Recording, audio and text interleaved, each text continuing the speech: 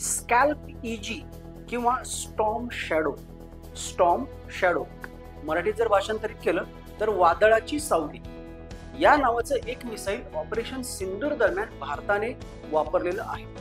हे जे मिसाईल आहे हे ते फ्रान्स आणि ब्रिटन या दोन देशांनी एकत्रितपणे विकसित केलेलं आहे. फ्रान्समध्ये या मिसाईलला स्कॅल्प इजी म्हणतात, तर ब्रिटनमध्ये या मिसाईलला स्टॉर्म शॅडो असं म्हणतात. हे एक हवेतून मारा करणारं दीर्घ पल्ल्याचं क्रूज स्वरूपाचं मिसाईल आहे. हे मिसाईल साधारणतः 500 किलोमीटर पर्यंत मारा करू शकतं.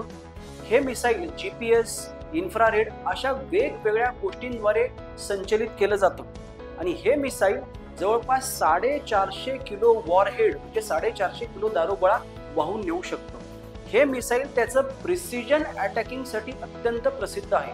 म्हणजे अगदी अचूकपणे मारा करण्यात हे मिसाईल प्रभावीपणे उपयुक्त ठरतं.